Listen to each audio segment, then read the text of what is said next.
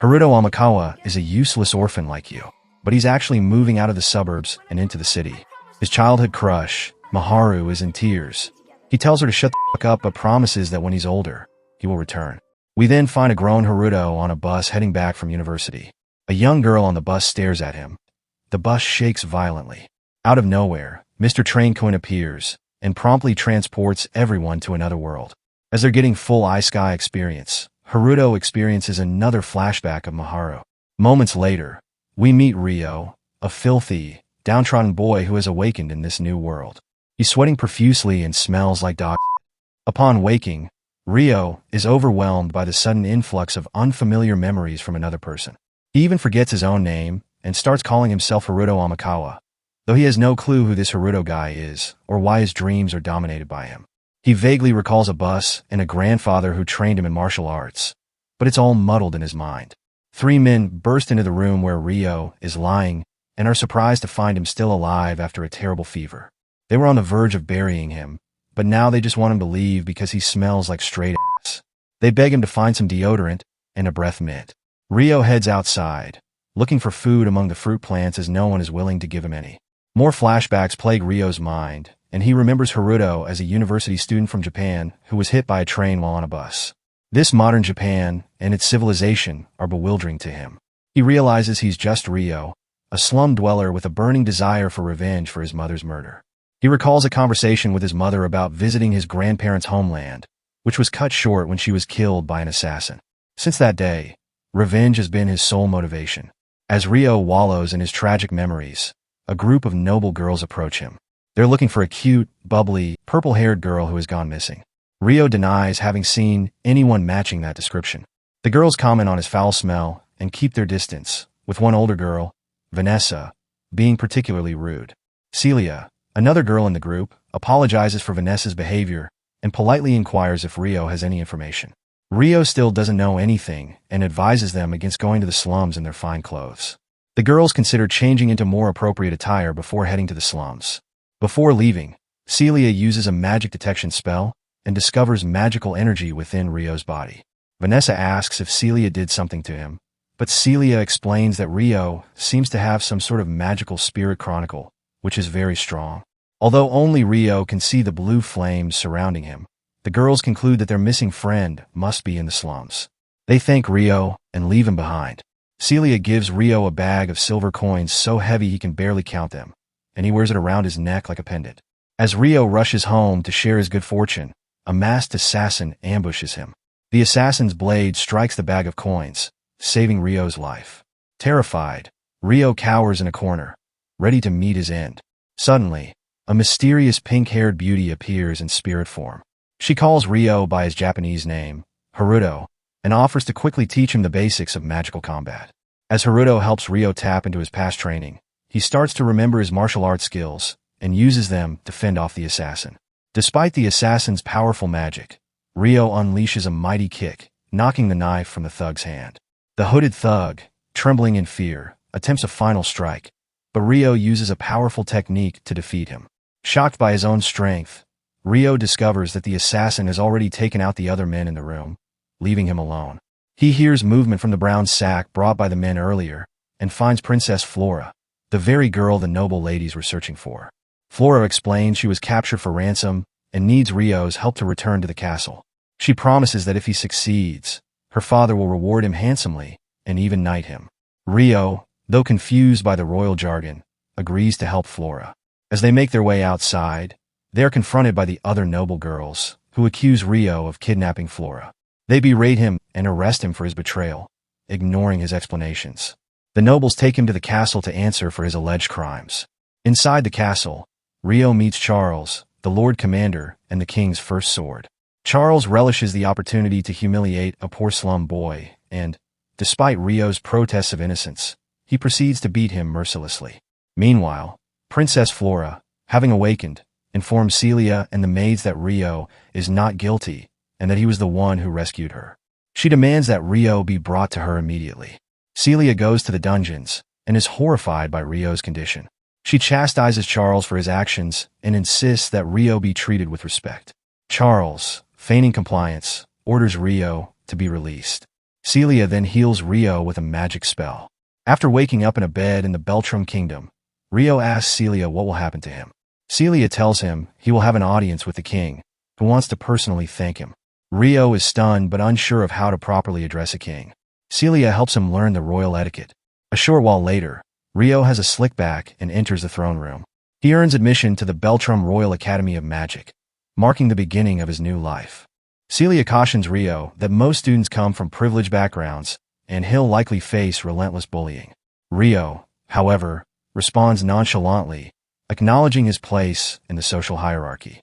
Celia opens the door to his new classroom, and as Rio is introduced as a student from the slums, whispers ripple through the class. The students are not thrilled about having a kid from the projects who smells like Satan's asshole in their midst. However, since Rio had rescued Princess Flora, the king personally ensured his admission into the academy. The reception Rio receives is chilly, and his illiteracy only exacerbates his struggles. Later, Rio visits Celia's faculty room for the private tutoring she promised. What kind of private tutoring? The room is cluttered with complex textbooks and scrolls. Despite being only 12 years old, Celia has become a respected professor due to her brilliance. Celia is impressed by how quickly Rio grasps arithmetic, a testament to Haruto's college education. Over a cup of tea, Celia inquires about Rio's first day, and he admits it was challenging but spectacular if you disregard the discrimination he faced. The following day, Rio participates in a martial arts class. His solid combat skills catch the instructor's attention, who invites him to a duel. Rio's unconventional stance leads to ridicule from his peers, but the instructor forms a different opinion. Rio draws on Haruto's kendo experience, putting up a good fight. His boldness earns the instructor's respect, who extends an invitation to join the Royal Knights. Rio declines, citing more important matters. Later, Celia finds Rio buried in books, studying for the end-of-term exams.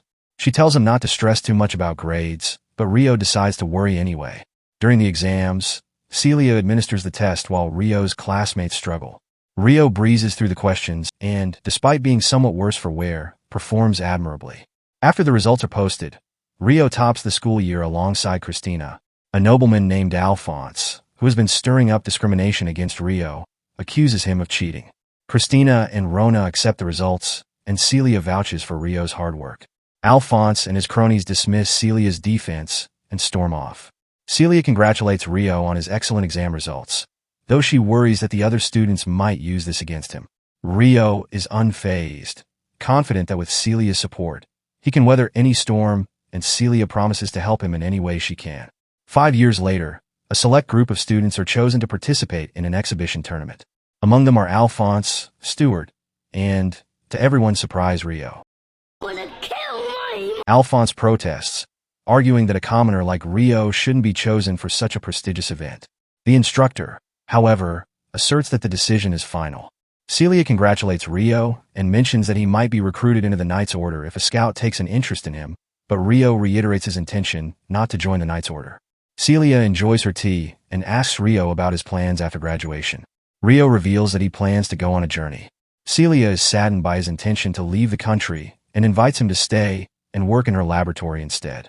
Rio has significantly improved Celia's quality of life just by brewing the perfect cup of tea. He mentions that she'll soon be involved in marriage talks, and it would be inappropriate for a male commoner to work in her laboratory. When Celia asks where he plans to go, Rio shares his desire to visit Yagumo, his mother's homeland. This moment brings Rio to a trance, as he recalls his mother, which worries Celia. A few weeks later, the Royal Exhibition Tournament takes place, presided over by Alfred. Rio is the first challenger, and Alphonse warns him not to embarrass himself. Rio promises not to disappoint, and to Rio's astonishment, his opponent is Charles, the man who had once brutally beaten him. Charles is incredulous that the sewer rat he mistreated is now his opponent. Rio retorts that he owes Charles for their private time, and Alfred notices Rio's unusual stance. Charles is insulted that Rio isn't even using a shield. Initially, the match appears evenly matched, but Charles, fueled by fury and resentment from a demotion, becomes increasingly aggressive. Rio is put on the defensive, causing Celia considerable worry. However, this is part of the instructor's strategy. As Charles makes a bold move, Rio seizes the opportunity to disarm him. Alfred declares Rio the winner, and he will defend his title next week. Charles grudgingly accepts his defeat, while Rio's peers shower him with applause. Charles drowns his frustrations with drinks, while Rice, an ambassador from the Proxia Empire, lifts his spirits. Rice admits that Rio's movements were impressive and recalls that Rio was suspected of Flora's kidnapping 5 years ago. The next day, Celia waits for Rio at the school gate to celebrate his victory. However, she notices him heading behind the school and follows him, only to witness a girl confessing her feelings to him. She clearly needs a hug from her mummy. Celia tries to distract herself from what she witnessed and later finds out about Rio's vague plans after graduation. During a lecture on magic control, Celia demonstrates the use of lightning magic. Alphonse jeers that the lecture is beneath their class and mocks Rio for being incapable of using magic. In response, Celia asks Alphonse and Steward to demonstrate the lightning spell. After seeing their attempts, Celia decides to show them what true magic control over lightning looks like. She shuts the blinds and casts multiple lightning spells simultaneously, making them dance around the room before gently exploding into a shower of light. Although Rio can't use magic formulas like the others, he can recreate spells he sees using his abundant mana. After the lecture, Steward praises Celia, but berates Rio for rizzing up all the female students. Steward tries to intimidate Rio into stopping, but Celia defends Rio's integrity and tells Steward to drop the subject.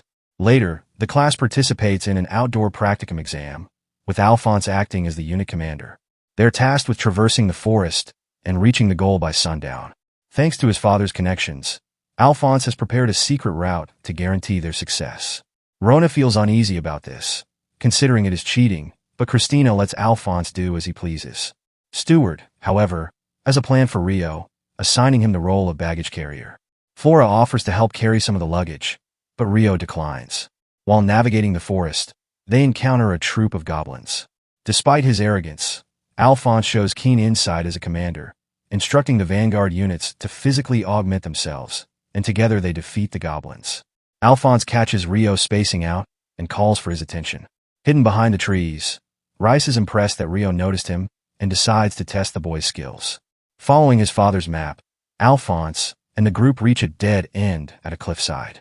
Christina asks Alphonse what he plans to do next, but before he can answer, they are attacked by a trio of orcs. During the attack, Steward is injured and panics, accidentally bumping into Flora, causing her to fall off the cliff. Without hesitation, Rio jumps in and rescues her, sacrificing his own safety and falling down the cliff himself. Alphonse finally manages to organize a defense, and they fend off the orcs, but Rio emerges unscathed from his fall. After the battle, Alphonse tries to investigate what happened. Steward denies bumping into Flora and accuses Rio of pushing her. Disgusted by the situation, Rio decides to leave school and embark on his journey earlier than planned. However, Flora refuses to leave Rio for dead, determined to find him if necessary. Suddenly, they hear a blood-curdling roar as a giant minotaur descends from the skies. Christina's Thunderball spell fails, and Alphonse instructs everyone to use Ice Lance instead, taking command of the battle. However, when his vanguard crumbles under the Minotaur's strength, he quickly signals a retreat. Christina and Rona evacuate first, believing Flora has already left, but she stays behind to treat an injured student in the vanguard. The Minotaur discovers her, but before it can harm her, Rio appears and cuts off the monster's hand. He tells Flora to retreat while he engages in battle with the monster. Using the power of Odd, Rio is more than a match for the Minotaur. When the Minotaur shows an opening, Rio seizes the chance and decapitates it. A few students return for Flora, and Rio uses this opportunity to slip away. Rice, who has been observing Rio the entire time, identifies him as a descendant of Yagumo based on his black hair and eyes. Later, Celia is bringing materials to the headmaster when she overhears him talking with Duke Gustave about his son's actions, which caused Rio's disappearance. However, because the kingdom is in a weakened state, they need the nobility more than ever and cannot show weakness, so the headmaster is forced to pin the blame on Rio. Celia anxiously awaits news of Rio, but he shows up instead. Their reunion is brief, and Rio thanks Celia for supporting him all these years, acknowledging that he wouldn't have survived in such a hostile environment without her. He promises to write her letters using the alias Haruto. Bro, that is not an alias, that's straight up your name. The two embrace, and Celia tells him she will eagerly await his letters. As she watches him leave, she reminisces on the time they together. Rio takes one last look at the kingdom before departing for Yagumo. Meanwhile, Gustave brings one of Rio's cloaks to a beastkin assassin named Latifa and instructs her to track him down and kill him. Rio flies out of the gate and, after 3 days of travel, reaches Amond, a market town in the kingdom of Galar. Fortunately, his wanted posters haven't reached this area, allowing him to secure supplies without trouble. He senses someone following him, but dismisses it, thinking he's being paranoid. While wandering the city, a street vendor catches his attention by selling a pasta dish. The vendor claims the dish was introduced by the local ruler, Lisalat. After eating to regain his strength, Rio is directed to the merchant guild, where there's a food stall right in front of the doors. Inside the guild, Rio meets a receptionist named Lottie, who takes note of his black hair. She assists him in selecting preserved foods for his journey and finds his knowledge of tea intriguing. Before leaving, Rio writes a letter to Celia, informing her that he won't be able to write any more letters once he leaves the region. Lottie sees him off, but another receptionist, Cosette, addresses her as Lisa Lot, reminding her that she's currently using an alias. As Rio treks through the forest, he stumbles upon an injured figure on the road. Feeling compelled to help, he approaches, only to be attacked with poison needles. The attacker, Latifa, draws a dagger with the intent to kill Rio, and both are surprised by the other's speed. When Latifa casts a physical enhancement spell, Rio is forced to escalate the fight, switching from his sword to his fists. He manages to snap her out of the air and pin her to the ground, but Latifa reacts hysterically, forcing Rio to cast a weak sleep spell to calm her down. Rio notices the slave collar around her neck and dispels it. Latifa is then revealed to be Indu, the girl who died alongside Rio in the traffic accident. It appears that everyone involved in the accident was reincarnated.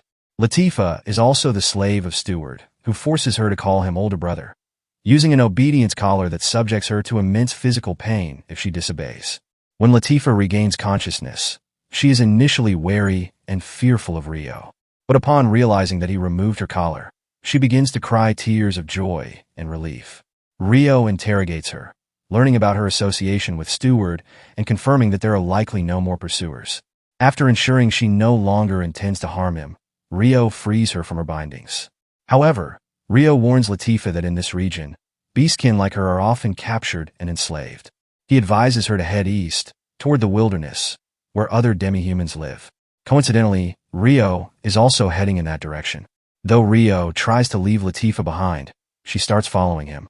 He clarifies that he didn't free her out of kindness, and that traveling with her could be troublesome. Despite her fear of being alone, Latifa offers Rio her slave collar, submitting herself to him. Though she hates being a slave, she dreads solitude even more. Touched by her vulnerability, Rio relents and allows her to accompany him, though he insists she discard the collar. As they journey together, Latifa begins to cry when she has her first real meal in ages. Rio, noticing her exhaustion while crossing harsh terrain, decides to camp early for the night. Meanwhile, Celia receives Rio's letter and, though saddened by the lack of future communication, is glad to know he is alive and well. While camping, Rio is surprised that Latifa is familiar with spaghetti. His suspicion grows that Latifa, like him, is a reincarnated soul. His suspicions are confirmed when he overhears her having a nightmare, crying out about wanting to go back to Tokyo. The next morning, Latifa wakes up first and notices that Rio resembles the boy she saw on the bus. When Rio wakes up, Latifa asks if she can call him Oni-chan, and he agrees, hoping this small comfort will ease her fears. Their journey continues through a variety of harsh landscapes. At one point, Rio spots a large tree in the distance, but oddly enough, Latifa can't see it. Rio concludes that the tree is magically hidden from others. As they camp in the forest, Rio notices that Latifa is suffering from nightmares and uses his powers to ease her distress. When he sees that the campfire outside is dying down, he goes to tend to it and suddenly encounters a wolf that begins to glow with a blinding white light. His vision is taken away, and he finds himself surrounded by 4 demi-human girls. Although the girls are naturally distrustful of humans, Sarah convinces the others to at least hear Rio out. As Rio tries to explain his situation, Oria and Alma discover Latifa inside his tent, deeply asleep due to a sleeping spell. Yazuma, convinced that Rio is guilty of kidnapping one of their own, attacks him. Despite Rio's attempts to explain the misunderstanding, the girls notice him using some form of spirit art. Alma uses an earth spell to restrain his movements, and Yazuma tastes him unconscious. Rio enters a dreamlike state where he meets the mysterious woman who taught him how to use the magical power known as Odd that flows through his veins. Though their time together is brief, she hopes that Rio at least has sweet dreams. When Rio wakes up, he finds himself in shackles. Latifa runs into the room, relieved to see him awake, and angrily confronts the four girls, demanding to know if they were the ones who hurt him. One of the village heads, Ursula, enters and apologizes for the mistreatment Rio suffered. Yagumo and the other girls kneel down and offer their apologies as well. Ursula reassures Rio that the girls will be punished accordingly, and Oria frees him from his shackles. Ursula informs him that the other elders will formally apologize the following morning, but for now, they can only offer him this room. The next morning, Ursula escorts Rio to the Hall of the Elders.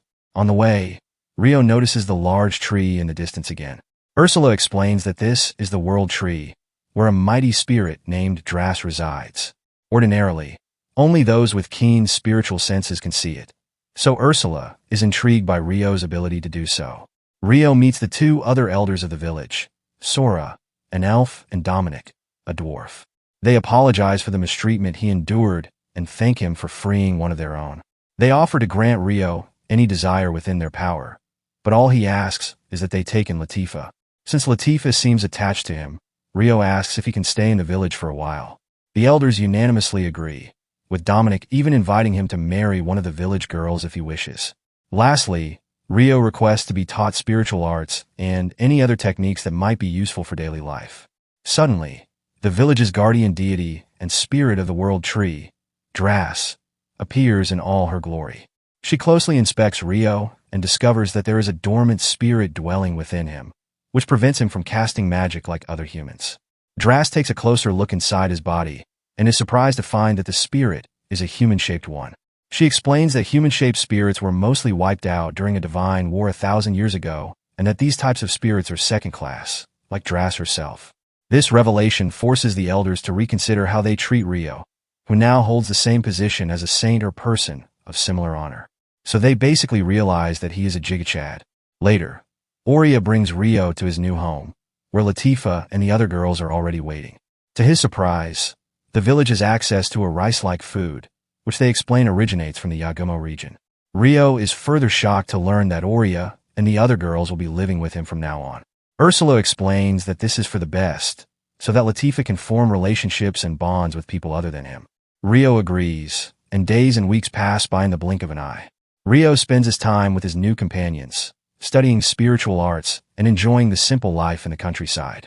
A grand spirit festival is held to honor the World Tree, which Rio participates in. Meanwhile, Rice embarks on an unwitting adventure to procure a mysterious egg from deep within a cave. Rice explains that the egg will augment the military strength of his celestial lion brigade. As they fly off with the egg, a massive black creature follows them. A whole year has passed since Rio and Latifa started living in the village. As part of the ceremony to formalize their residency, they each receive a kiss from Dryas. Once the ceremony ends, Dominic announces the beginning of the feast. In typical fashion, the dwarves, who are usually either blacksmiths, drunks, or both, jump into the festivities. With the party in full swing, Oria and the other girls start complaining that Rio always seems guarded even though he's close to Latifa. They want to become close friends with him too. Rio smiles and welcomes their friendship. The girls leave to fetch more drinks, and Rio takes the opportunity to talk to Ursula about his plans to leave the village.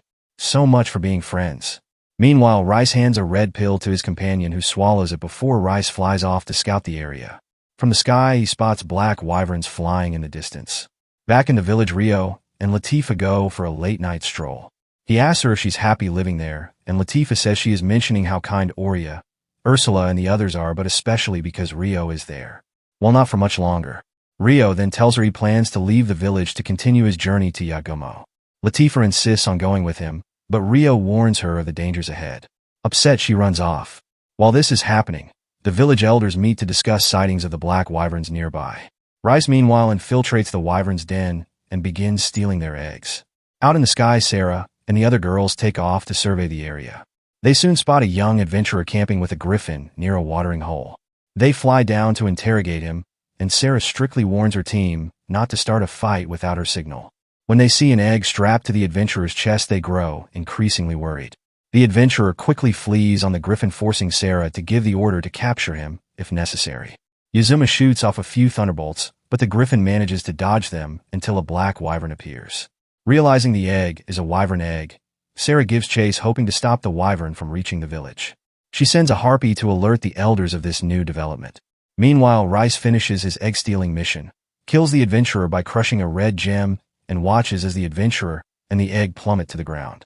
Sarah orders Alma to continue chasing the wyvern, while she lends her wolf spirit to help. Back on the ground, Latifa is still upset over Rio's decision to leave, sees something fall from the sky. She rushes over and discovers a dead body and a broken egg. Suddenly, the black wyvern lands in front of her. Upon seeing its dead offspring, it lets out a deafening roar of grief. Meanwhile, Rio returns to the village and finds Dominic, who's organizing the evacuation due to the wyvern threat. Hearing Latifa's voice in the distance, Rio runs into the forest. Latifa is rescued by Alma, who deflects the wyvern's flame breath, and with the help of her spirit animal, pounces on the wyvern. However, her attacks have little effect, and the fight becomes a test of endurance. Alma needs to hold out until the village evacuation is complete. Latifa tries to distract the wyvern, but ends up trapped under a large log. As the wyvern prepares to strike, Rio arrives just in time, saving her and battling the wyvern with his bare hands. When the wyvern tries to unleash another fireball, Rio counters with a powerful energy blast, causing the dragon to misfire. He then strikes it with such force that it collapses, brain rattled, and dies. Alma is left in shock at how easily Rio defeated the wyvern barehanded. This causes the other wyverns to retreat. Sarah and the others arrive shortly after, and Alma explains how Rio single-handedly killed the wyvern. Sarah speculates that the other wyverns fled because they realized Rio was too strong to defeat. The next morning, Latifa apologizes to Rio for her behavior the night before, admitting that she's grown dependent on him and has always seen him as an older brother. What about the time she tried to kill him? Rio finally explains why he's determined to go to Yagumo, and in response, Latifa shares a secret that she once died and is originally from Japan. Rio reveals he's the same. Latifa promises to wait for him until he returns. The elders and Rio's friends gather to see him off, gifting him a mithril, sort of matching coat of armor made from the wyvern's skin and enough supplies to last the journey. They also give him a space-time cache because the producers need to check dimensional storage off the iSky bingo. Rio promises to return if the village ever faces mortal danger, saying his final goodbyes especially to Latifa. With that, he takes to the skies. 2 weeks have passed since Rio arrived in the Yagumo region, which oddly resembles Japan. Despite the time spent there, he's found no clues about his parents. He approaches 2 young girls, Ruri and Seo, asking them to take him to their leader. They lead him to the village elder Yuba, who agrees to speak with him. Rio explains that his parents lived in the region over 15 years ago, but when he mentions their names, Zen and Ayam, Yuba suddenly asks Ruri and Seo to leave. Rio shares his history with his mother and details his journey to Yagumo. This confirms everything Yuba needs to know. She reveals that she is Zen's mother, which makes her Rio's grandmother. Rio expresses his desire to give his parents a proper burial, but Yuba explains that they already have graves for them. She takes him to their headstones, which were set up shortly after they left the village, though she won't tell him why they left. She offers Rio a place to live with her and Ruri, who is his cousin. Rio accepts, but he lingers at his parents' graves for a while before returning to Yuba's home. The next morning, Rio is up early. Ruri, forgetting there's now a boy in the house, exits her room, looking a bit disheveled. Rio helps them prepare breakfast, and even shows off his spiritual arts by heating water for the miso soup. Seo and her older brother Shin arrive for breakfast. Initially, Shin is wary of Rio, but after tasting his bomb food, completely lets his guard down. Men are simple. After breakfast, Yuba asks Shin to take Rio to Dola, the hunt master, as she wants him to become a hunter. Shin underestimates Rio's abilities, but reluctantly agrees. Rio leaves with Shin while Ruri teases Seo about her growing feelings for Rio. Later, Rio joins Shin and Dola for hunting. While Rio hits his targets with ease, Shin struggles to bag even one animal. When the hunt ends, Shin is in a foul mood and storms off. Covered in dirt, Rio decides to make a bath for himself, since there isn't one in the village. When Ruri and Seo stumble upon the strange structure, Rio explains what it is. Ruri playfully pushes Seo toward him, teasing her about how nice Rio smells. Shin and his friends soon find the bath and behave rudely toward Rio, assuming he's only trying to impress the locals. Ruri and Seo come to his defense, forcing Shin to back off. As time goes on, Rio helps with various village chores, unintentionally catching the attention of the village girls and even that of Shin's younger sister. Later, Yuba asks Rio to guard a shipment of rice being sent to the capital, and he agrees. Suddenly, a commotion breaks out. Shin has gotten into a fight with Gon, the son of a chief from a neighboring village, who wandered into the bath uninvited. Gon explains that he's on his way to trade goods in the capital, but his cart broke down and repairs will take time. He asks to stay with Ruri, as they're likely to be married in the future, since both are heirs to their respective villages. Shin, wanting to defend his sister's honor, throws a punch at Gon, but Gon easily overpowers him. Yuba arrives to break up the fight and agrees to let Gon stay in a spare house on the edge of the village, forbidding him from leaving. As Gon walks away, he tries to trip Ryo, but ends up falling flat instead. Shin asks Yuba to shelter Seo for the time being, and she agrees. That evening, Ryo gives Seo a protective amulet to keep her safe. Meanwhile, Gon and his men are clearly up to no good. The next morning, Ryo joins Yuba in welcoming the region's chief tax collector. After showing him the village's harvest and treating him to a hearty dinner, Ryo steps outside to train. Ruri and Seo approach him and ask why he took up martial arts. Ryo explains that he wanted to protect a girl he loved long ago. He finishes his training and suggests they take a bath before the evening chill sets in. That night, Gon sneaks into the house and tries to assault Ruri. However, thanks to the protective charm Ryo gave her, Ryo quickly responds to the attack. Gon tries to fight Ryo, but ends up getting thrown out of the house. Ryo steps on his throat and punches him until he is half dead. Just as things are about to go too far, Yuba intervenes and has Gon taken into custody. Ryo cools off, worried that his psyche is starting to blend with that of Haruto, his past self. The next morning, Yuba tells the group that Gon will be formally arrested. Ryo apologizes for losing his temper, but Ruri and Seo are just happy he came to their rescue so quickly. With that behind them, they sit down to enjoy breakfast. Ryo prepares to leave, bringing Gon along as a prisoner. Before he departs, Yuba gives him a letter addressed to Gon's father Gaki. With the final preparations complete, Ryo, along with a few other villagers, heads to the capital of the kingdom of Karasuki. Once they arrive, Dola gets the men from the village settled into the inn and asks Ryo and Shin to accompany him to the constabulary to witness Gon's sorrow as being taken away in irons. Shin, still bitter, thinks Gon got off too easy, since he had wanted to kill him. Afterwards, Dola takes them out for a meal, introducing Ryo to a noodle-based dish. Ryo is immediately smitten with the food, which pleases both Dola and Shin. Later, Shin thanks Ryo for saving his sister from Gon's attack and remembers that he has to get Seo to try the noodles as well. The next day, at Shin's insistence, Seo accompanies Ryo on a shopping trip. He invites her to eat while they're out. At one point, a crafty street merchant convinces them to pick out a souvenir, and Seo selects a pink flower hair ornament. Before they leave, the merchant quietly encourages Seo to make Ryo hers, hinting that he'll be quite popular in the future. As they walk down the road, Ryo rescues a young noblewoman named Saga. Her attendant quickly thanks him for his help and takes her away. When soldiers arrive to respond to the disturbance, Ryo grabs Seo's hand, and they run off to avoid trouble. Meanwhile, Gaki hears from his son that Saga was nearly kidnapped, but she was saved by a mysterious stranger. Gaki's handed the letter from Yuba, and the contents leave Gaki visibly shaken. Ryo and Seo return to the inn, and some of the men smirk at the sight of the flower ornament in Seo's hair. Before Ryo can go inside, he sees Gaki, who asks to see him. Gaki introduces himself and his wife Coco, and reveals that they were both attendants to Ryo's mother Ayam. Ryo turns out to be of royal blood. 20 years ago, the kingdom of Karasuki was at war with the neighboring kingdom of Rairan. Zen, Ryo's father, was a skilled soldier, and after a duel with Gaki, he was recommended as a bodyguard to the royal family. Zen and Ayam, the young princess, quickly fell in love. However, during peace negotiations, one of the ambassadors took a liking to Ayam and attempted to have her abducted. Zen intervened and saved her, but the ambassador, angry that his plan failed, demanded a political marriage with Ayam and called for Zen's execution. To escape this, Zen and Ayam eloped. After seeing Ryo in person, Gaki is convinced he's Zen and Ayam's son. He asks Ryo to accompany him to the castle to meet the current king and Queen Himura and Shizuku, Ryo's grandparents.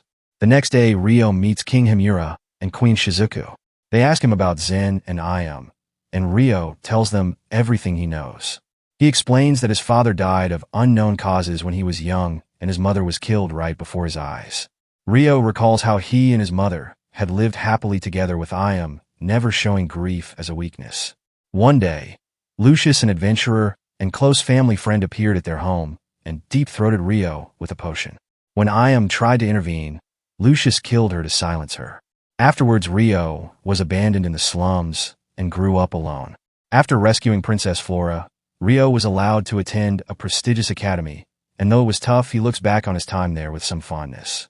Hamura asks Ryo what he plans to do about Lucius, and without hesitation Ryo declares that he will find and kill him. Hamura warns him that the path of revenge is filled with pain, but Ryo's mind is made up. Before giving him his blessing, Hamura asks Ryo to duel Gaki, who is one of the region's strongest warriors.